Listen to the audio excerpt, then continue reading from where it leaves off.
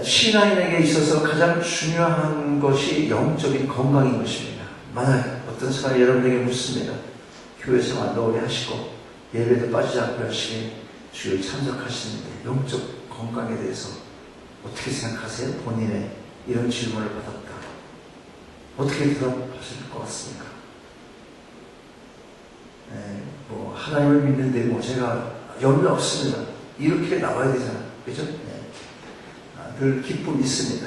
소망 있고 감사 늘 있습니다. 마음의 찬양도 있습니다.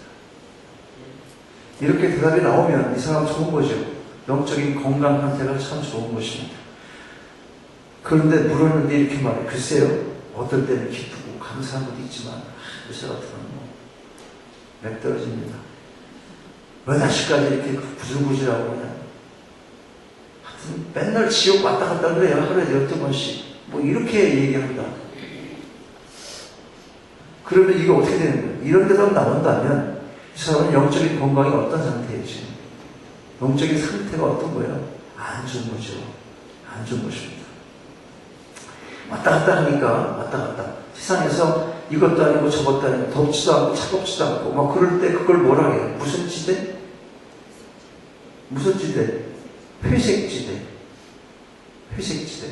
영어에도 그런 말을 쓴단 말이죠. 그레이 존 그런 말 쓰잖아. 그거 잘 모르겠다는 거예요. 왔다 갔다. 여러분 회색지대에 있는 사람의 모습이 그거예요. 영적으로. 회색이 뭐예요? 회색. 검정 색깔과 회색을 같이 비교하면 누가 더 밝을까? 네? 회색이 밝죠. 그럼 검정보다 낫다는 얘기죠. 그런데 하얀색, 흰색하고 비교하면 어떤 게 더 밝아요? 흰색이 밝아. 그러니까 검정보다는 회색이 밝은 것 같을 때 흰색보다는 분명히 어두워. 그럼 어디에 계속 있고 싶어 할까? 어디에 있고 싶어 해요? 무슨 흰색이 입고 싶어 해? 검은색이 입고 싶어 하지. 그게 내가 튀니까. 못생긴 사람이 자꾸 이쁜 친구들 하고 다니는 거 봤어요? 그러니까 회색이면 자꾸 검은 쪽으로 간다는 거예요. 검다는 게 무슨 의미입니까? 어둡다는 게 아니에요. 회색, 이쁘게 얘기해요. 그러다가 또 이 하얀 쪽에 가끔 시kur 때도 있고, 이렇게 왔다 갔다 하는 것, 그걸 회색이라고 그래요. 확실한 자기 소견이 없어. 자기 신념도 없고, 자기 결정이 없어. 정해진 마음에 그 정한 바가 없어지는 거예요. 영적인 세계에도 똑같다 하는 거예요. 똑같아요. 검은색하고 비교하면 흰색처럼 보이고, 그러나 흰색하고 비교하면 희다고 하기엔 너무 모자라는 색깔. 그게 회색이라는 거죠. 영적인 것도 똑같습니다. 그런데 믿지 않는 사람들과 비교를 한번 해보세요. 그러면 믿음이 좀 있는 것 같아요. 왜 지금 믿지 않는 사람들 뭐하고 있는데 이 시간에 지금? 실컷 잠자고 있잖아. 여러분 나왔잖아. 그러니까 믿음이 있어 없어? 믿음이 있죠. 있다고 보는 거예요. 눈이 오나 비가 오나 그래도 교회를 갔다 와야지. 그리고 오고 믿음이 있는 것입니다. 예배 안 드리고 놀러 가는 사람 많은데 여기 있다는 자체가 그것도 믿음이 있다는 증표일 수 있어요. 그런데 틀림없이 믿음이 있는 사람인데 성경 속에 나오는 많은 훌륭한 그 믿음의 사람들과 비교를 해보면 우리 어때요? 이게 약한 거예요. 모자란 복이 너무 많이 있다는 것을 스스로 발견하게 되는 것입니다. 결국은 한마디로 우리 신앙은 좀 미지근한 그럴 수밖에 없는 시대에 살고 있다는 거예요. 영적인 세계를 그런 게 있으니까 우리가 그걸 완전히 그 지배를 벗어나지 못하고 이럴 경우가 있습니다. 미지근한 신앙 상태. 이 상태가 우리가 계속 이 상태에 머무르게 되면 하나님의 마음이 어떨까요? 우리의 그런 모습을 보면 어느 때는 기뻤다 좋았다, 어느 때는 또 그냥 하여튼 변화가 불쌍해 신앙에. 하나님께서 우리를 보시는 마음이 어떻겠어요? 자녀들이 침울해 있고 그런 거 맨날 보면 그것도 별로잖아. 근데 또 어떤 기뻐 그걸 모습 보여. 그래서 애가 좀 괜찮아졌네. 그러다가 또 그런 모습 보여. 이렇게 되면 부모의 마음이 어떨까요? 부모의 마음이 그걸 그대로 하나님께 적용을 하고 우리가 생각해 볼 수가 있다는 것입니다. 계시록 3장 15절 쭉 이후에 보면은 이런 말씀이 나와요. 내가 내 행위를 하노니 내가 차지도 아니하고 더없지도 아니하도다. 내가 차든지 더없든지 하기를 원하노라. 내가 이같이 미지근하여 더없지도 아니하고 차지도 아니하니 내 입에서 너를 토하여 내치리라. 이거 지금 회색지대에 있는 사람들 얘기하는 거잖아요. 덥지도 차지도 아니한 그 중간지대. 하나님 그걸 원치 않아. 예수와 너가 분명한 그 지역에 있어야 된다는 거예요. 19절 보면요. 무릇 내가 사랑하는 자를 책망하여 징계하노니 그러므로 내가 열심을 내라 회개하라. 이게 우리에게 주는 메시지입니다. 회색지대에 있을 경우 우리는 이 책망을 토하여 내리라 하는 이런 경고의 말씀을 끊임없이 드릴 수밖에 없다고 하는 것입니다. 주님은 우리가 신앙적인 회색 상태에 머무르고 있는 것을 결코 좋아하지 않으십니다. 자식이 부모가 원하는 상태로 되지 않으면 부모가 꾸중을 하고 때려서라도 자녀에게 좋은 것 가르쳐주는 것, 가르쳐주고 지도해주고 인도해주는 것, 그게 진짜 부모의 사랑인 것입니다. 우리가 계속 신앙의 회색지대에 머무르고 있으면 거기에서 벗어나게 하기 위해서 하나님께서 어떤 방편을 쓰십니다.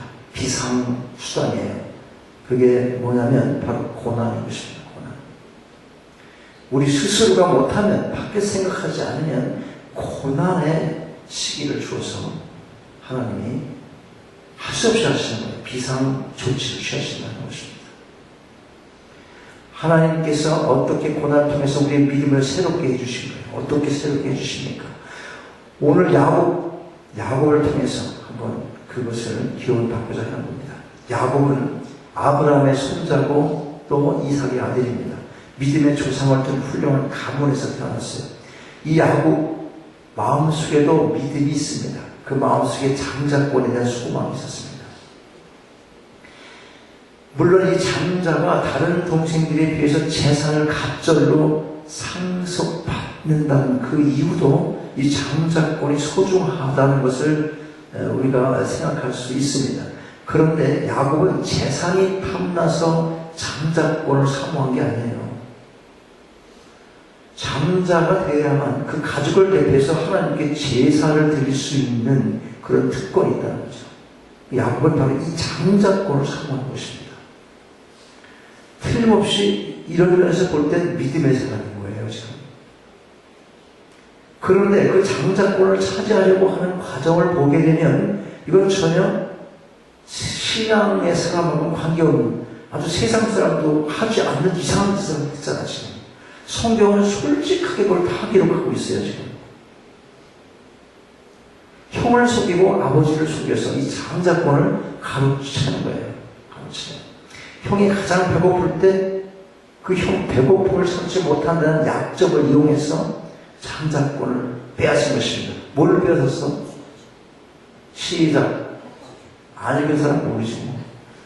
읽었어도 나의 탓이지 뭐. 그거 어떻게 일일이 기억해. 내가 안 읽었다고 보진 않아요.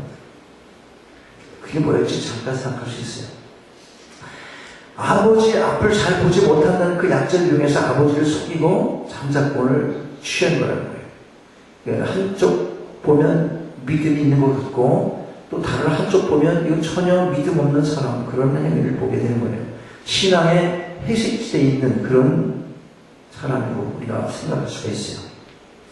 요 모습이 지금 남한테 사기치고 뭐 하면서 이거 다 하나님의 영광을 위해서 그러는 거예요. 이런 말 하지 말라 이 말이에요, 지금. 내가 뭐 나 혼자 잘 살라고 그런 줄 아세요? 하나님께 영광 돌리고 내가 뭐 좀 이렇게 변명하지 말라 이 말이에요. 삶 순간순간이 다 하나님 보시기에 합당한 삶이어야 돼요. 그런데 제가 이 말을 하고 그냥 내려가면 난 지금 무슨 설교한 거예요? 그냥 윤리 설교한 거예요. 그거는 공자 맹자이거든. 그렇죠? 그런 정도를 말씀하고 있는 게 아닙니다. 하나님은 끝끝내 이렇게 비상수단을 통해서라도 야곱이 뭐 복잡한 이런 나쁜 마음같이 우리가 볼 때는 전혀 비신앙인처럼 한 그런 삶을 통해서 자기 이익을 찾는 것 같지만 하나님은 그 마음의 중심을 보고 있어서 복잡한 것, 그의 죄의 대가는 받게 하시되 들어서 선한 길로 끝까지 하나님의 뜻을 이루어 가시는 하나님의 신실하심에 대해서 여러분들이 새겨드려줘야 하는 것입니다. 자, 이것을 알고 화가 난 형이 자기를 죽이려고 하니까 할 수 없이 야곱은 외삼촌 라반의 집으로 피신을 하게 되잖아요. 거기서 몇 년? 20년 동안 지내요. 많은 부도 얻었고 아내도 얻었고 자녀도 얻었습니다. 이제 고향에 돌아가고 싶은데 형이 무서워서 돌아가지 못하는 거예요. 자기가 거짓말 시킨 것 때문에. 거짓말 시키고 남한테 나쁜 짓 하면 그 양심의 법이 나를 가만두지 못해. 불안해. 내가 지금 많은 재산이 있으면 뭐해요? 지금 불안한 거예요. 가고 싶은데 못 가는 거예요. 고향이 그리워도 384 때문에 못 가는 건 뭐 어쩔 수 없지만 이게 지금 어떤 터질까봐 못 가고 있는 이 아픔이 있어요, 지금. 네? 자기 죄의 대가를 받고 있는 거죠. 마음이 불편하니까. 어쨌든, 그 못 가고 있을 때 하나님께서 나타나세요. 그래갖고 뭐라고 그러냐면, 내 고향으로 다시 돌아가라. 그렇게 말씀하시는 거예요. 내가 너와 함께 할 테니까 가. 내가 너를 지켜주겠다. 그래서 외삼촌 라반의 집을 떠나서 아버지 집을 향하여 출발을 하는 겁니다. 결단했겠죠. 순종했어요. 분명히 믿음의 사람이에요. 그런데 또 화면을 보니까 불신앙적인 그런 면이 다시 보여요. 앞서서 보내된 사람이 형을 살피고 돌아와서 보고를 합니다. 에서가 자기 형이 400명의 군사를 거느리고 온다고 말하는 거죠. 그 말 듣는 순간 하나님을 믿는 그 믿음은 사라지고 마음이 다시 불안해지기 시작해요. 마음속에 근심이 가득해요. 불안해요. 그래서 자기 소유를 두 대로 나눠요.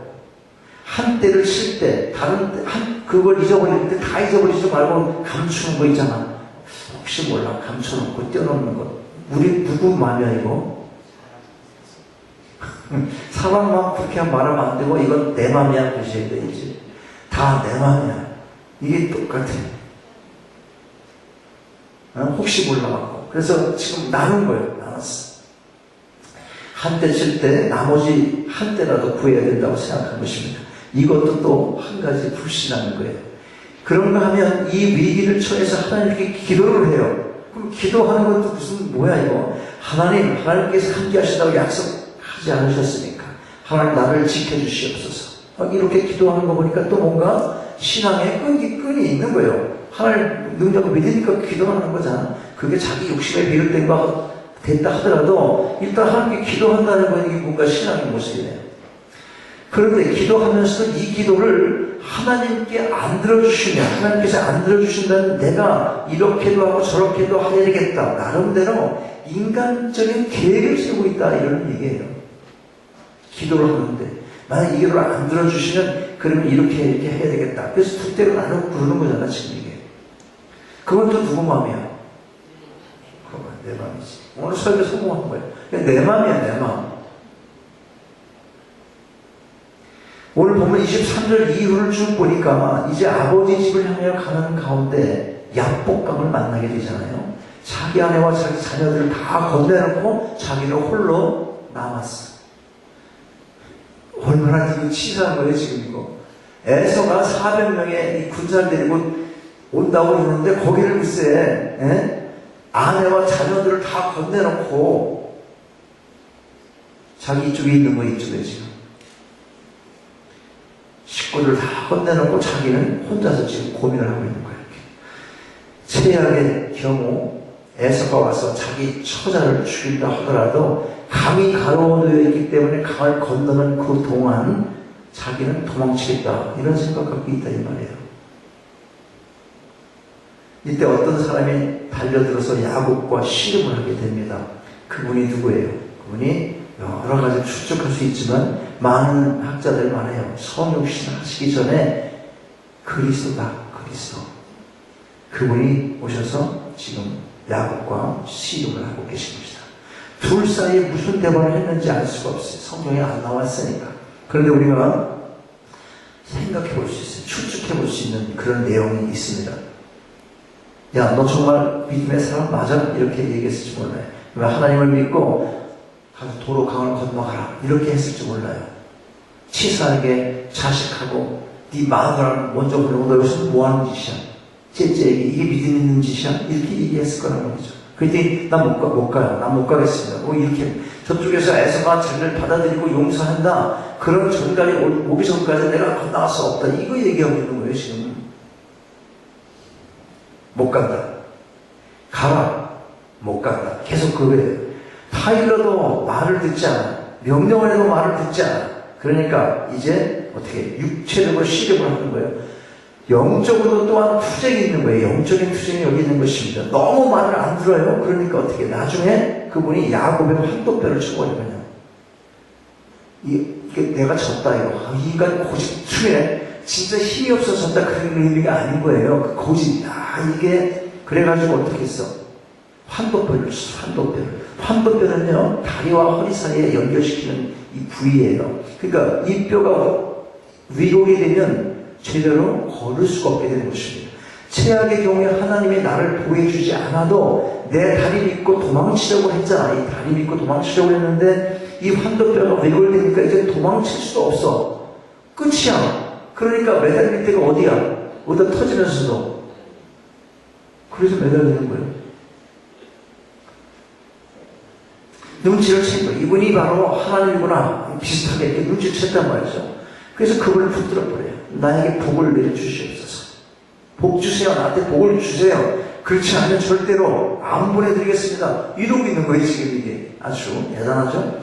지금까지 야곱의 생애는 이렇게 발버둥 치는 삶이었어요. 발버둥이라는 게 뭡니까? 발버둥은 내 힘으로 하는 거예요. 내 힘으로 살겠다고 인간적인 수단 방법을 오늘까지 살아왔고 나름대로 성공을 한 거예요. 그러나 지금 이 순간 환도뼈가 왜골리는 이 고난을 당해서 이제는 이 발버둥도 불가능해진 거예요. 걸을 수가 있어요. 발버둥을 치지 지금. 그죠? 그때 온전히 하나님께 매달리게 되는 거예요. 그때서. 발버둥과 매달리는 것, 겉으로 보기에는 비슷해 보이지만 전혀 다르다는 거죠. 발버둥은 내 힘으로 살겠다는 것이에요. 매달린다는 것은 내가 매달리는 그 상대방을 전적으로 뭐 하겠다는 거예요? 의지하겠다는 겁니다. 이젠 하나님밖에 없어요. 하나님 나를 살려주십시오. 그렇게 매달리는 거예요. 온전히 매달리는 바로 그 순간 야곱은 신앙의 회색지대를 마침내 벗어나게 되는 것입니다. 그 순간에 진정한 믿음, 진정한 기도의 사람이 되고 마는 거예요. 그때서 비로소 온전히 매달릴 때. 지금 절망 상태잖아. 일어서서 도망갈 곳도 없잖아. 이제 에서가 강을 건너서 나를 잡으러 와도 내가 무슨 힘을 얻겠어. 환도뼈가 뼈가 부러져서 걸을 수가 없는데 매달리는 거예요. 진정한 믿음이 그때 생겼어요. 진정한 기도의 사람이 그때 비로소 되는 것입니다. 그리고 그 순간 야곱 하나님을 뵙게 돼요. 그 순간에 야곱이 하나님을 뵙게 되는 거예요. 그곳 이름을 뭐라고 해요? 야곱은 분이엘이다. 그렇게 이름을 지었어요. 하나님의 얼굴이라는 뜻입니다. 하나님의 얼굴을 봤다 그 말이에요. 그런데도 난 살았다. 이 구약 시대에 하나님의 얼굴 보면 어떻게 해? 추고 그 거룩하기 때문에. 근데 하나님 얼굴을 뵙고도 내가 살아있다. 그런 뜻을 갖고 있는 이 분이엘이에요. 분이엘. 바로 고난당하는 그 순간에 고난을 주신 하나님을 끝까지 믿고 그 끝까지 하나님께 매어 달릴 때 야곱은 하나님을 보게 된 것입니다.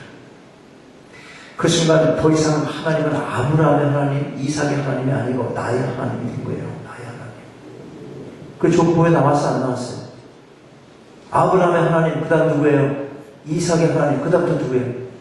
그거 세 개한테 못 외우면 안 되지. 이런 고난의 시기를 가진 다음에 비로소 그가 자신의 하나님으로 고백할 수 있는 그런 은혜를 내려주신 것입니다. 성경이 그렇게 기록하고 있잖아요. 야곱의 하나님. 야곱은 믿음의 조상의 바다에 들어가게 됐습니다. 그리하여 그 후에 하나님은 아브라함과 누구? 이삭과 야곱의 하나님으로 불려지게 됐다는 것입니다. 환도뼈가 위골되는 고난이 아니었다면 야곱은 결국 이 믿음의 자리에 도달하지 못했다. 이걸 우리가 기억받고 있는 것입니다. 야곱이 스스로 신앙의 회색지대에서 벗어나지 못할 때 하나님의 고난을 통하여 야곱의 신앙의 회색지대에서 구출해내셨다는 것입니다. 욥기를 보면 욥은 믿음이 참 좋은 사람이었잖아요. 동방의 의인이다 그랬잖아요. 그런데도 이상하게 하나님은 욥에게 많은 고난을 주셨어요. 전 재산을 잃게 하고 자녀를 잃게 하고 온 몸이 병이 드는 극심한 고난, 그것을 줍니다. 그런데 이 고난 끝에 욥은 이런 고백을 해요. 무슨 잘못한 게 특별히 없는 상태였어요, 이게 지금요. 욥기 42장 5절에 보면 모든 고난 뒤에 이렇게 고백을 하는 거죠. 내가 주께 대하여 귀로 듣기만 하였사오더니 이제는 눈으로 주를 배우나이다. 그전에도 믿음이 있었지만 그 믿음은 불완전한 믿음이었다는 거예요. 그런데 고난을 통해서 그 믿음이 정화된 거예요. 욥기 23장 10절에 보면 나의 가는 길을 오직 그가 아시나니 그가 나를 단련하신 후에는 내가 정금같이 나오리라. 고난을 통해서 정화되어 이제는 하나님께 대해서 귀로 듣기만 하는 자가 아니라 눈으로 뵙는 그런 단계에 도달하게 된 것입니다. 보는 것과 듣는 것을 비교해 보면 보는 것이 훨씬 더 명확하지 않습니까? 그래서 100번 듣는 것보다 한 번 보는 것이 더 낫다, 그런 말도 하는 것이에요. 욥 같은 훌륭한 믿음의 사람도 고난을 통해서 그 믿음 단련될 필요가 있었다면 우리 같은 사람은 어떻겠어요?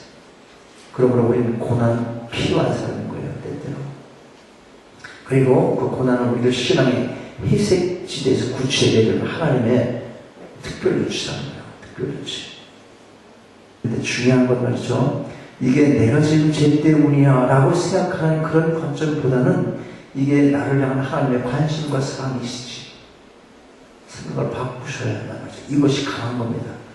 주님께서 우리에게 고난 주실 때 그것을 어떻게 해석할 것이냐, 이게 중요하다는 거예요. 하나님께서 왜 야곱의 환도뼈를 쳤습니까? 야곱의 과거 죄 때문에 그럴 수도 있어요. 그러나 야곱의 미래를 위해서다, 이것을 더 여러분이 아셔야 되는 것입니다. 더 확증해야 되는 거예요. 하나님의 사랑이 있는 것이고 하나님의 선하신 뜻이 거기 있는 것이다.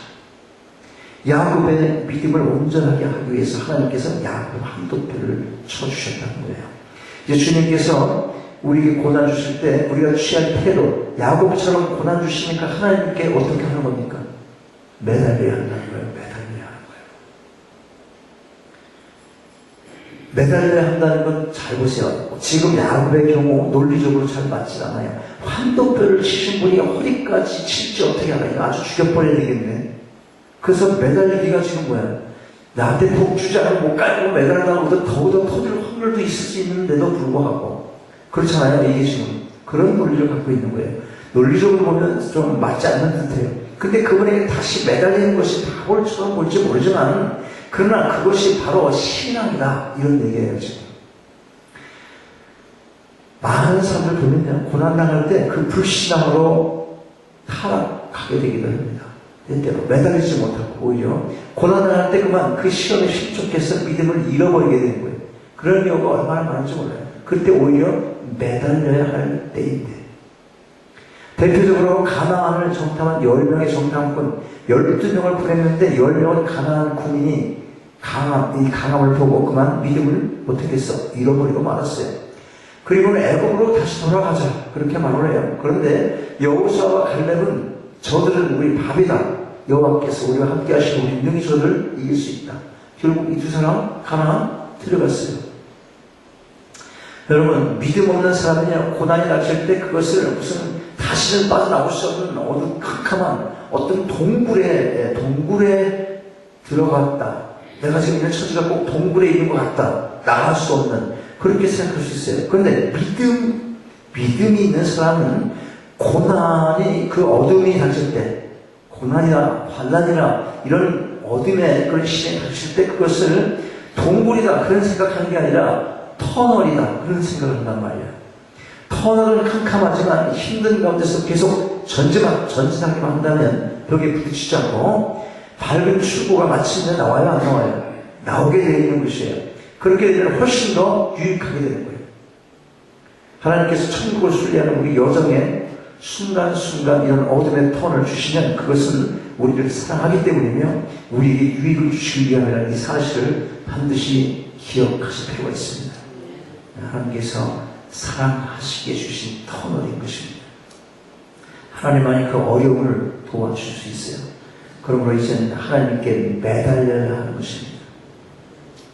이리저리 생각하고 뭐 인간적인 방법으로 자꾸 머리 쓰고 그런 거 아니에요.